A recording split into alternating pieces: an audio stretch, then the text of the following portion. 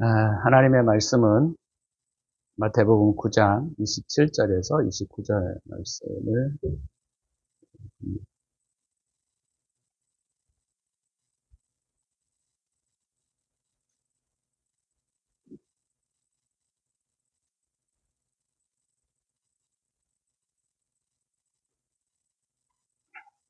예수께서 거기에서 떠나가실새 두 맹인이 따라오며 소리질러 이르되 다윗의 자손이여 우리를 불쌍히 여기소서 하더니 예수께서 집에 들어가시매 맹인들이 그에게 나아오거늘 예수께서 이르시되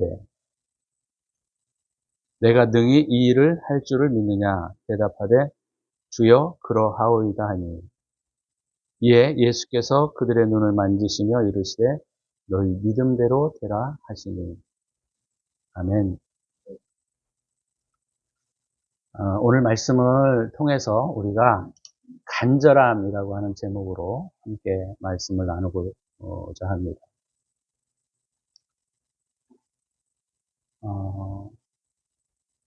우리가 말씀을 들을 때 어떤 태도로 듣는지 모르겠어요. 대부분은 이제 지성적 만족을 위해서 듣는 경우들이 많습니다. 말씀의 어떤 진리나 어떤 사실, 사건 이런 것들을 잘 이해하면 참 좋은 은혜를 받았다 이렇게 생각을 하는데 실제로는 그렇지 않습니다. 물론 그런 경우도 있지만 우리가 말씀이라고 하는 것은 생명이에요. 말씀은 요한복음 5장에 보게 되면 영이라고 했습니다. 영이라는 말은 다른 표현으로 말하면 성령이라는 말이에요. 그러니까 말씀이 우리의 폐부를 찌르지 않고 우리의 심장을 건드리지 않으면 그건 말씀이 아닙니다. 말씀이라고 하는 것은 머리를 잠시 우리에게 명철함을 우리에게 주고 우리가 가지고 있는 명철함을 긁어주는 것이 아니에요. 말씀은 생명입니다. 말씀은 말 그대로 요한이 말했던 것처럼 영이에요, 영. 그래서 그 말씀을 내가 어떤 태도로 받느냐, 이건 굉장히 중요한 문제입니다. 다시 한번 말씀을 드리면, 말씀을 내가 어떤 태도로 받느냐, 이것은 굉장히 중요한 일이에요. 말씀을 우리가 지성적으로만 받아버리면, 그 말씀은 우리의 이해성 또는 진리만 잠시 우리를 만져주다가 그냥 떠나가 버리는 거예요. 그러면 그 말씀은 힘을 잃어버리게 되는 것이죠. 그건 다른 표현으로 말하면 세속적이다 이렇게 말하는 거예요. 세속적이다. 그래서 말씀이라고 하는 것은 우리의 생명의 영의 양식이 되어지지 않으면, 그렇죠? 우리 생명의 영의 양식이 되어지지 않으면 의미가 없는 겁니다. 아무리 좋은 설교를 하고 아무리 좋은 말씀을 해도 그것이 우리의 심장과 폐부를 건드리지 않으면 의미가 없는 거죠.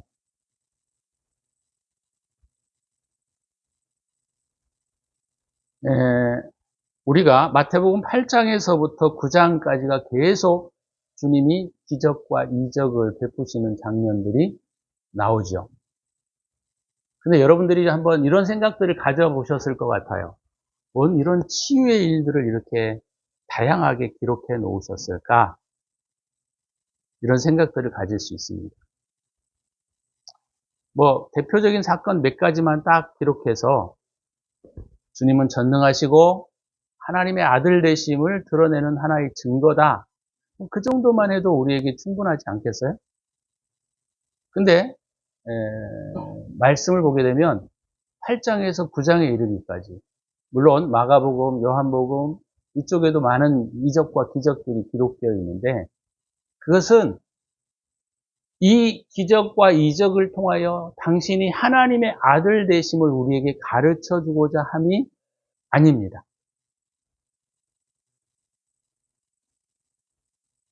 물론 그런 측면이 있기는 해요. 조금 있기는 하지만 말씀이 우리의 하나님의 아들 되심 또는 전능하심 또는 전지하심 그 정도를 우리에게 인식시켜 주시기 위해서 이 치유의 사건을 기록하지 않았다는 것을 우리가 항상 염두에 두셔야 합니다. 그래서 이 말씀이라고 하는 것이 바로 뭐냐면 우리가 주님께 걸어가고 있는 이 여정 가운데 다시 말하면 우리의 내면적 마음의 여정들을 우리에게 다루고 있기 때문에 주님이 세심하게 이 기적과 이적들을 배열하고 계시다라는 것을 우리가 잊으면 안 돼요. 다시 한번 말씀을 드리면 우리 내면의 정렬을 위해서 주님이 이 기적의 사건들을 아주 세심하게 배려하고 있는 것을 우리가 잊어버리면 안 된다라고 하는 거예요. 그래서 우리가 사실은 지금 해당장의 딸이 죽어서 주님을 요청하신 사건이라든지 또는 혈루증 여인이 주님의 뒤에 옷자락을 만진 사건이라든지 이런 것들이 그냥 단순히 나열식으로 기록된 것이 아니고 주님은 능력이 많으시고 주님은 기적을 일으키시는 분이시고 그분은 하나님의 아들이셔 이것을 우리에게 가르쳐주고자 함이 아닙니다. 아니에요. 근데 우리가 메시지를 듣는 경우들이 대부분들은 이 범주 안에서만 얘기를 하는 경우들이 많아요. 조금 더 이야기를 하면, 물론, 이 사람들이 이런 마음의 상태들이 얼마나 힘들었을까. 그런 것들만 우리가 이제 이야기하는 경우들이 되게 많습니다. 근데 주님이 이 말씀을 하시고자 하시는 것은 그런 것이 아니에요. 뭐냐? 주님은 우리의 내면이 어떻게 정렬되어 가야 하는가에 대한 부분들을 말씀해 주시고 있다라고 하는 것을 우리가 잊어버리면 안 됩니다. 자, 그래서 우리가 물론 앞에서도 우리가 좀 더 깊게 이야기를 나누어 왔지만 오늘은 우리가 이제 예수께서 그 회당장의 딸을 고쳐주신, 살려주시는 장면, 그 다음에 혈루증 여인을 만나는 장면, 이런 것들이 일련의 우리에게 과정들을 가르쳐주고 있는 거예요. 그래서 우리가 이런 부분들을 좀 더 말씀을 드리고 오늘 본문을 나누도록 그렇게 하겠습니다. 자, 회당장의 딸을 살려주시는 것과 혈루증에 관련된 알턴 여인들을 살리시는 사건들은 다 어떤 부분이 있죠? 공통점이 여인이라는 점이에요. 여인, 여자. 여자는 제가 지난번에 아마 설교에서 한번 말씀을 드린 것 같은데 여인은 선함에 대한 부분들을 상징하고 있습니다. 또 아들이라고 하는 것은 진리에 대한 부분들을 상징하고 있어요. 그래서 이 선함의 부분들도 다루고 이제 주님께서 그 부분들을 먼저 다루신 다음에 그 다음에 오늘 본문에 소경에 대한 문제, 맹인에 대한 문제들을 다루고 있는 것은 굉장히 중요한 우리 내면의 정리들을 어떻게 해야 하는가에 대한 부분들을 가르쳐주고 있는 거예요. 자, 선함의 결핍이라고 하는 것이 선함에 대한 애정이 없어진 상태를 제가 말씀을 드렸는데 지난번에 선함에 대한 애정이 뭘까? 이 부분들이 조금 더 우리가 좀 설명이 좀 필요할 것 같아서 제가 말씀을 드리면 저와 여러분들이 선이라는 건 알 거예요. 좋은 것, 선함. 근데 선함에 대한 애정이 뭐냐라는 거죠. 근데 우리에게 뭐가 먼저 필요하냐면 내가 선을 따라 살아야 되겠다. 또는 선을 따라 행해야 되겠다라고 하는 것이 첫 번째로 되지 않으면 진리를 배우는 것은 의미가 없어요. 왜요? 진리라고 하는 것은 선함이 기초로 되어 있어야만 진리가 될 수 있습니다. 진리가 선함을 우리에게 기초로 하지 않는 진리는 그것은 악함이에요. 다른 표현으로 말하면 거짓입니다. 우리가 우리 인생을 살아오면서 제일 많이 범하는 것들이 뭐냐면 우리 안에 있는 선함이 없는 상태에서 진리를 따라 살아가는 거예요.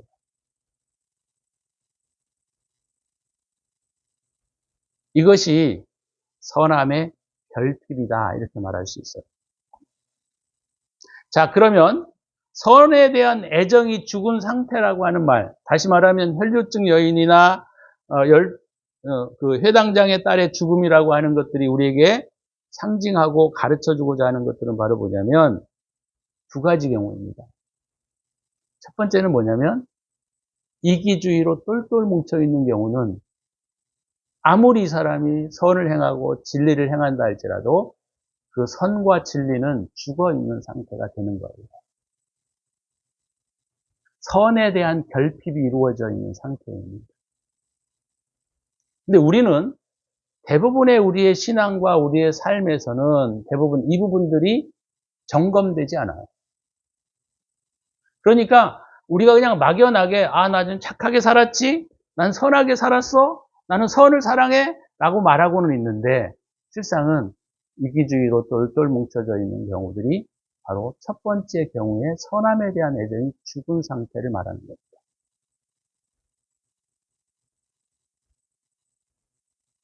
이런 경우들은 우리 안에 너무너무 많습니다. 내가 사람들이 나를 인정해주고 사람들이 나를 착하다고 보니까 내가 선을 행하는 경우들도 있어요. 이거 다 위선입니다. 저 사람은 저런 사람이야. 저 사람은 이런 사람이야. 저 사람은 친절한 사람이야. 저 사람은 이런 사람이야. 때문에 내가 선을 행할 수도 있다라고 하는 겁니다. 그것이 스스로를 이렇게 포장해버리는 거예요. 우리가 천국에 가게 되면 이렇게 우리가 표면적으로 행동했고 이기주의로 행동했던 모든 것들이 다 벗겨집니다. 그리고 우리의 가장 본질적인 부분들만 남게 되어요. 다시 말하면 천국에서는 우리가 가장할 수 없다는 겁니다. 다른 말로 가면을 쓸 수 없다는 겁니다. 그러니까 내 상태가 우리가 이 땅에 살 때에는 지성과 또는 내가 선함과 또는 어떤 것들로 가장해서 내가 선을 행하는 것처럼 보여지지만 이런 것들이 우리가 죽고 나서 천국에 가게 되면 다 벗겨지는 거예요. 그래서 첫 번째가 바로 굉장히 무서운 게 바로 뭐냐면 이런 이기주의로 똘똘 뭉쳐있는 경우들이 스스로는 굉장히 선하다고 생각하고 착하다고 생각하고 있는데 주님 앞에 갔을 때 내가 너를 모른다 라고 말할 수도 있다는 거예요. 이것이 선에 대한 사망 상태 또는 선에 대한 애정이 죽은 상태라는 거예요. 두 번째 케이스. 그래서 성경은 자주자주 우리에게 말씀하시고 있는 게 바로 뭐냐면 내 삶의 진정한 열매. 그러니까 열매라고 했을 때에도 이렇게 겉으로 볼 때에는 깨끗해 보이고 굉장히 멋있게 보이고 아름다워 보이잖아요. 근데 안이 다 썩어버린 경우도 있다는 거예요. 그러면 그 썩어버린 열매를 우리가 먹지 않잖아요. 다 버리잖아요. 그죠? 이게 첫 번째 경우의 상태를 의미합니다. 그래서 우리가 신앙생활이라고 하는 것은 굉장히 무서운 거예요, 사실은. 주님은 우리에게 뭐라고 말씀하시냐면 내가 너희를 행한 대로 갚으리다 그랬어요. 행한 대로. 이것이 우리 기독교에서 말하는 은혜라는 측면들을 우리가 굉장히 많이 덮어버리려고 하는 경우들이 많은데 아니에요. 성경은 그렇게 말씀하시지 않습니다. 내가 너를 행한 대로 갚으리라. 행한 대로 갚는다라는 말은 두 가지가 우리에게 요구되는 것들이에요. 첫 번째로는 내면이 정결한, 내면이 정렬되어 있는가. 두 번째는 우리 내면에 정렬되어져 있는 상태가 외면으로까지 확대될 수 있는가를 말하는 거예요. 그것들이 되어지지 않으면 주님은 우리를 나 너 모른다, 불법을 행하는 자여 내게서 떠나라 이렇게 말씀할 수 있다는 겁니다.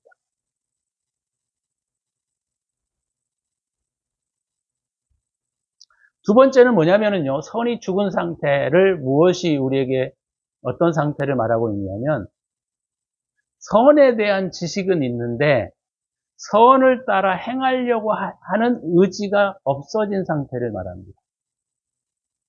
아, 이게 선한 거야 라고는 우리가 인식하고, 이렇게 살아야지 라고 말은 하는데, 실상은 우리가 어떤 것들로부터의 위협이나, 내 개인적인 안위를 위해서 그 선을 따라 살려고 하는 의지를 죽여버리는 상태. 그것이 바로 뭐냐면 두 번째 케이스라고 말할 수 있는 거예요. 저와 여러분들이 이런 두 가지의 부분들을 반드시 점검해 내셔야 합니다. 나는 혹시나 잘못된 선에 가두어져 있지 않는지, 겉은 번지르하지만 속은 썩어 있는 과일과 같이, 열매와 같이 그런 상태가 아닌지.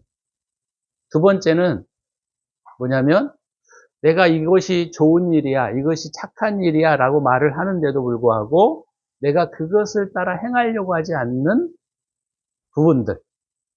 쉽게 말하자면 내가 그거를 행할 때에 오는 피해, 또는 내가 그걸 행할 때에 오는 여러 가지 문제들, 이런 것들을 미리 생각한 나머지, 아유, 그렇게 어떻게 살아? 힘들지.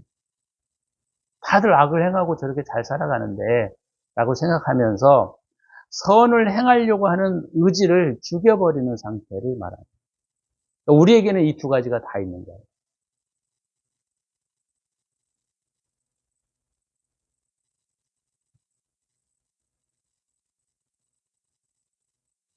그래서 이 선함에 대한 애정이 우리에게 치유되지 않으면, 회복되지 않으면, 아, 나는 선하게 살아야 되겠다라고 하는 이런 마음들과 의욕과 의지들이 우리에게 치유되지 않으면 우리가 말하는 진리는 다 거짓이 되는 거예요. 그게 율법주의의 산물이 되는 겁니다. 이렇게 행해야 돼. 이렇게 살아야 돼. 너는 이렇게 따라 살아가. 이렇게 해야 돼. 이런 그 사랑이라는 마음이 죽어버리고 우리가 진리를 따라 살아가는 행동, 행위, 도덕주의자들. 물론 도덕주의자도 그러면 안 되겠지만 도덕주의자들 또는 그런 사람들이 바로 이런 케이스다. 이렇게 말할 수 있는 거예요. 주님은 우리가 이런 부분들을 고쳐가기 위해서 이 부분들을 정렬시키고 있는 거예요. 그래서 첫 번째가 주님께서 첫 번째 우리에게 점검해 가야 할 부분들이 바로 그런 겁니다. 내가 본질적으로 선한지, 그 본질적인 선함을 내가 갈망하고 그것을 내 삶에 드러내려고 하는지, 이 부분들에 대한 싸움이 우리에게 있지 않으면 우리가 행하는 모든 진리는 거짓이 되는 거예요. 우리가 요즘도 뭐 헌법 때문에 뭐 법치 뭐 이런 것들을 우리가 많이 운운하고는 있지만 실상은 그런 것들이 다 악입니다. 거짓이에요. 왜요?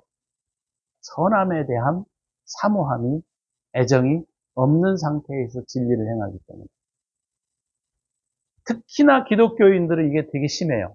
왜요? 안 그런 척하고 살거든요. 왜요? 기독교에서 이것을 굉장히 깊이 있게 우리에게 문제를 만들어버린 거예요. 그게 뭐냐면 제도와 종교적 의식들이 우리를 그렇게 만들어버리는 거죠. 주님에 대한 사모함이 없는 상태에서 예배하고 주님이 사랑에 대한 사모함이 없는 상태에서 우리가 행동하고 이런 것들이 다 첫 번째 선에 대한 애정이 죽은 상태로 묘사하고 있는 부분들입니다. 저와 여러분들에게 이 부분들이 첫 번째로는 회복이 되어야 돼요. 선함을 사랑한, 나는 선을 따라 살아야 되겠다라고 하는 결단과 의지가 정렬되지 않으면 우리의 신앙생활은 가짜가 될 것입니다.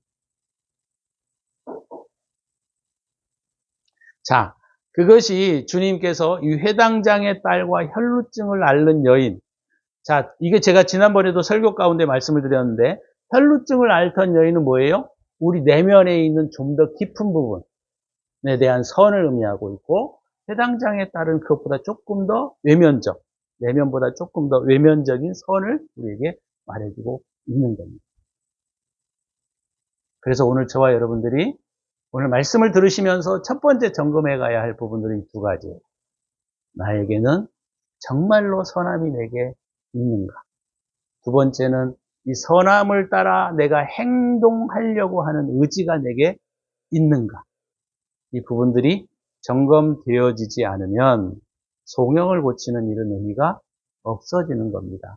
그래서 이 두 가지 일들을 고치시고 난 다음에 주님이 그 소경을 만나는 장면들을 기록하고 있는 거예요. 이건 뭐냐면 우리 안에 먼저 선함에 대한 애정이 살아나게 되어질 때에 그때 진리를 따라 살아가게 되는 것들이 의미가 있어지는 겁니다. 그렇죠? 이해가 되죠? 왜냐하면 우리는 진리를 따라 살아가야 된다라는 말들을 많이 하고는 있지만, 그렇죠? 진리이기 때문에 살아야 된다라고 하는 강박관념에 따라 살아가게 되어 있어요. 근데 주님은 그렇게 행동하시지 않아요. 주님은 진정으로 선함에 대한 애정, 사랑에 대한 애정이 너무너무 강하셔서 그분은 이 땅에 인간의 몸을 입고 내려오시고 영광을 얻으시고 부활하시고 주님 앞에 우리를 그렇게 인도해 가기를 원하신다는 것. 그래서 우리가 성경을 기록하고 있는 이 모든 내용들도 이런 의미들을 우리에게 가르쳐 주시기 위해서 다 기록하고 있습니다. 왜 자세하게 기록하고 있는 부분에 대해서 제가 좀 전에 말씀을 드렸던 것처럼 그런 여정들과 과정들이 있어요. 그러면 이제 오늘 이 맹인에 대한 부분들을 좀 잠깐 말씀을 좀 나누려고 합니다. 시간이 많지도 않으니까 맹인이란 뜻이 뭐죠? 소경은 빛을 감지할 수 없는 것을 말해요. 빛은 구약이나 이런 데에서 보게 되면 주님이 빛이시다 이렇게 표현되어져 있는데 빛은 우리에게 무엇을 말해주고 있냐면 진리적 측면들을 우리에게 가르쳐주고 있습니다. 다시 말하면 우리 마음의 이해성 또는 지혜 또는 지성 이런 부분들을 우리에게 상징하고 있어요. 자, 선함이 기초되지 않는 진리는 진리가 될 수 없습니다. 그래서 아무리 그가 진리대로 산다고 해도 이 선함이라고 하는 이 기본적인 부분들이 우리에게 되어져 있지 않으면 그는 진리가 되지 못하는 겁니다. 그래서 빛은 이해와 지혜와 지식을 우리에게 의미하고 있는데 다시 말해서 빛을 감지하지 못한 상태가 바로 오늘 그 맹인에 대한 부분들을 우리에게 보여주고 있는 것이죠. 자, 우리가 이 이름도 굉장히 중요한 의미를 가지고 있습니다. 성경을 기록할 때 주님의 이름을 그냥 기록하지 않아요. 그냥 예수 그리스도 이렇게 표현하고 있는데 이것이 그냥 아무런 의미 없이 그냥 쓰여져 있지는 않습니다. 예수라고 하는 이 이름의 의미는 사랑적 측면을 강조하고 있고 그리스도라는 분은 진리적 측면을 강조하고 있어요. 그죠? 그건 제가 여러분 말씀드렸던 것 같아요. 근데 오늘 두 맹인이 예수의 이름을 뭘로 부르고 있는지를 우리가 주시해 볼 필요가 있습니다. 뭘로 부르고 있죠? 다윗의 자손 예수여 이렇게 부르고 있습니다.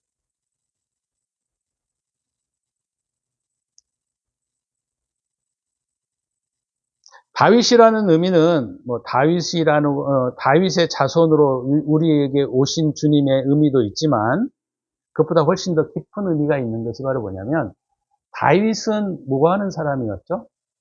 왕이었어요. 그죠? 왕. 왕은 나라를 통치하는 사람입니다. 그럼 왕이 나라를 통치할 때 가장 중요한 게 뭐가 있죠? 하나님의 나라는 통치의 원리에 있어서 제일 중요한 부분이 뭐냐면 의예요. 의. 옳음, 바름, 진리, 온전한 지혜를 의미합니다. 그래서 예수 그리스도를 이들이 다윗의 자손이여 라고 부른 것은 물론 다윗의 자손이라고 하는 의미가 다윗의 자손으로 내려온다라고 하는 예언적 메시지가 있기 때문에 그렇게 불렀는지는 모르겠지만 이 성경을 기록하고 있는 마태는 성령의 감동을 받아 기록하고 있는 거잖아요. 그렇기 때문에 다윗의 자손이여 라고 부르고 있는 것은 오늘 이 맹인과 굉장히 매칭이 되어 있다는 거예요. 왜요? 빛을 감지하지 못하는 상태에 있는 이 두 사람이 예수 그리스도를 진리 또는 의의 또는 지혜의 주님으로 부르고 있는 것을 보면 성경을 기록할 때 그냥 아무렇게 기록하고 있는 것이 아니라 이런 부분들을 굉장히 매칭시키고 있다라고 하는 거예요.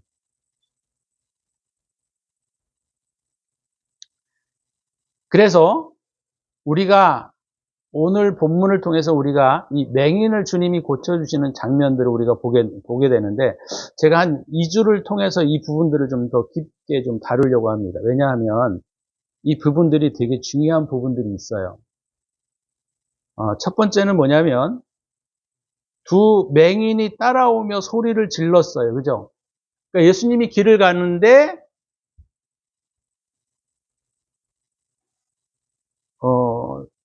두 맹인이 소리를 지르면서 다윗의 자손이여 우리를 불쌍히 여기소서. 근데 원문에 보게 되면 울며 소리 지르며 왔다 이런 표현들을 쓰고 있어요. 여기는 우리가 기록하고 있지는 않는데 어찌됐건 자, 이 부분은 되게 우리에게 중요한 부분들을 가르쳐 줍니다. 근데 예수님이 우리가 이 전 장면에서는 우리가 뭐라고 했어요? 혈루증을 앓는 여인이 가다가 만졌을 때 주님이 뒤를 돌아보시고 그 혈루증 여인을 고쳐주셨어요. 그죠? 근데 오늘 본문에서는 그 소리를 듣고 주님이 들은 척도 하시지 아니하시고 가시는 장면들을 볼 수가 있습니다. 이게 되게 중요한 부분이에요. 왜 주님은 시끄러운데 빨리 고쳐주시고 이들을 빨리 해결해 주시면 좋을 것 같은데 그렇지 않다는 거예요. 그래서 이 부분들은 다음 주에 한번 좀 더 이야기를 좀 나눠보려고 생각을 하고 있습니다. 주님이 왜 빨리 고쳐주시지 않는가? 왜냐하면 사람들이 움집해서 주님이 움직일 때마다 사람들이 함께 갔던 것을 우리가 기억해 보게 되면 얼마나 시끄러웠겠어요. 더구나 소리 지르고 울기까지 하고 소경이라고 하는 것은 또 그 당시 때 유대 사회에서는 굉장히 좀 소외된 계층, 사람들로부터 외면당하는 계층 그런 사람들이잖아요. 그럼 주님께서도 빨리 시끄럽고 귀찮은데 뭐 귀찮지는 않으시겠지만 빨리 고쳐주시면 될 터인데 주님이 길을 가시다가 한참 가셨어요. 그리고 어느 집에 들어가 있는 데에는 여기 표현되어 있지는 않지만 집에 들어가기 전까지 이 소경들을 고쳐주시지 않았다는 겁니다. 그것은 다음 주에 한 번 더 깊이 나눠보려고 하고 자 오늘은 소리를 지르며 주님을 따라왔다. 소리를 지르며 주님을 따라왔다. 이 부분들을 조금 좀 나누려고 합니다. 이 부분은 되게 중요한 부분이에요. 저와 여러분들이 신앙생활을 할 때 그냥 우리가 대충 이렇게 살다가 보면 되겠지 이런 생각들이 우리에게 좀 많습니다. 그리고 신앙이라고 여러분들이 보실 때 이것을 내가 전심전력으로 내가 딱 달려가는 게 아니라 신앙의 부분을 우리의 삶의 한 부분으로 딱 떼어버리는 케이스들이 되게 많아요. 그죠? 근데 오늘 주님은 이 소리를 지르며 따라왔다라는 부분들은 이 주님을 진실된 마음으로 좇겠다. 그런 의미가 있는 거예요. 그러니까 주님이 이들을 고쳐주시기 전에 주님이 보시고 있는 장면 중에 하나가 바로 뭐냐면 이들이 울며 소리 지르며 주님을 따라왔다라는 겁니다. 상징적 의미가 뭐겠어요? 내가 모든 것들을 제쳐놓고서라도 나는 주님이 내 삶의 주인입니다. 주님밖에 나는 소망이 없습니다.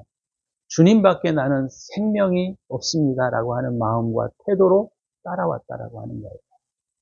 근데 우리가 신앙생활을 하다가 보게 되면 신앙의 영역이 차지하고 있는 부분들이 굉장히 축소되는 경우도 되게 많아요. 아니면 예배 드릴 때만 내가 열심히 따라 보려고 하는 경우들이 되게 많고, 아니면 물론 뭐 그럴 수도 있겠지만 어찌됐건 간에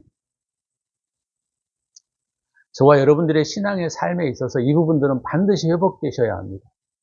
그러니까 내가 내 삶의 어떤 부분에서 신앙만을 내가 추구하겠다라고 하는 자세로 주님을 따라가면 안 돼요. 그러면 내가 점유되어지지 않는 신앙의 삶의 영역들은 다 마귀에 의해서 점유되고 자기 자신에 의해서 점유될 수밖에 없는 겁니다. 그래서 제가 주일날만 예배 드리는 게 아니에요. 우리의 평상시에 우리의 삶의 태도가 주님 앞에 항상 정렬되어 있지 않으면 주님은 그를 고치실 수 없다는 겁니다.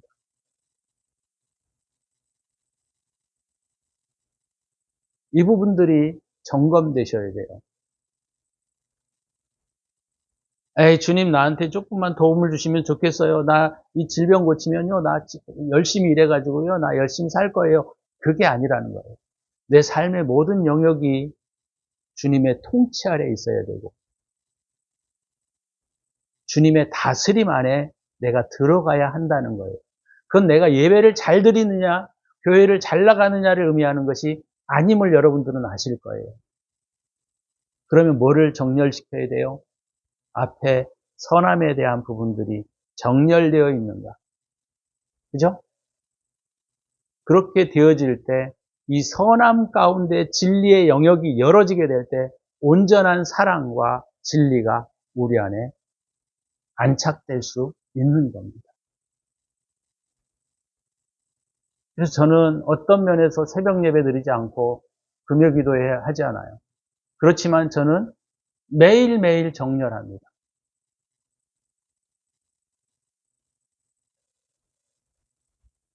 그러니까 우리가 신앙생활은 부분이 되면 안 돼요. 신앙생활은 나의 전부가 되어야 합니다.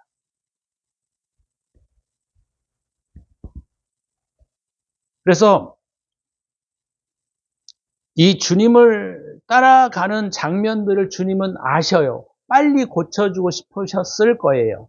그러나 주님은 그들의 태도가 어떠한지를 점검해 보시고 싶으셨던 겁니다. 아니, 점검해 보고 싶으신 게 아니라 아직 정렬이 되어 있지 않은 부분들이 있는 거예요. 그랬을 때 오늘 본문의 내용에 보면 예수께서 집에 들어가심에, 다시 말하면 조금 더 깊이 말하면 주님께서 집에 들어가 앉으심에, 이런 표현이 원어에는 있어요. 앉으셨다.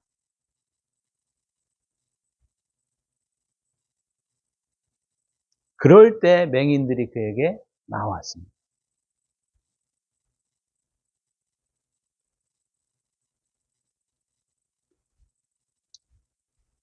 신앙은 우리의 삶의 부분이 되면 안 됩니다.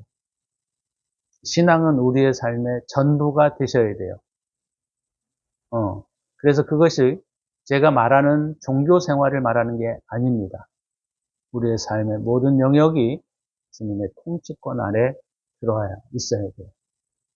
그러한 간절함이 우리에게 있지 않으면, 다시 말하면 이건 프라이오리티하고 맞물려 있는 겁니다. 우리의 우선순위가 우리에게 정렬되어 있지 않으면 아무리 종교 생활을 많이 하고 아무리 신앙 생활을 잘해도 주님 앞에 회복될 수 없는 겁니다. 여러분들이 이 부분들을 마음에 두시고 선함에 대한 애정들을 점검해 내셔야 되고, 두 번째는 우리의 진리를 향한 부분들이 정렬되어 가고 있는가, 이 부분들이 저와 여러분들이 점검되셔야 주님이 우리를 통해서 회복하시고 고쳐주신 온전한 신앙의 형태로 갈 수 있다는 것을 기억하시고, 오늘 시간 말씀을 들으시면서 뜨게 하시고 주님의 은혜를 구하시기를 바랍니다. 기도합니다.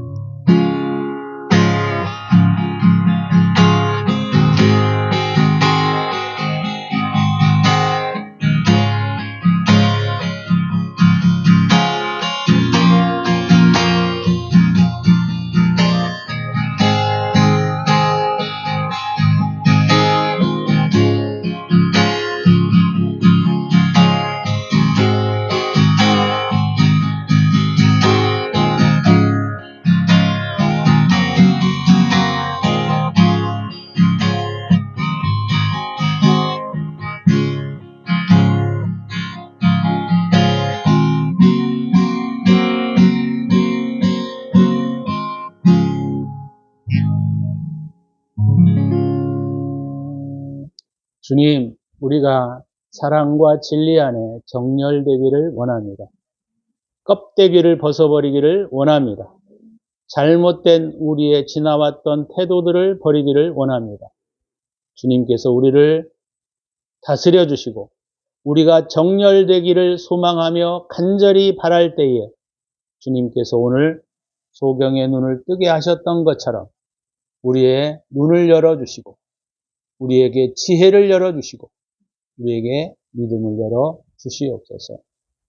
이제는 우리 구주 예수 그리스도의 은혜와 독생자를 아낌없이 우리를 위하여 내어주신 하나님의 사랑하심과 성령의 축복하심이 오늘도 두 소경을 주님이 눈을 뜨게 하셨던 것처럼 우리의 진리의 눈을 뜨기를 원하시는 모든 자들 머리 위에 이제로부터 영원토록 함께 있을지어다. 아멘.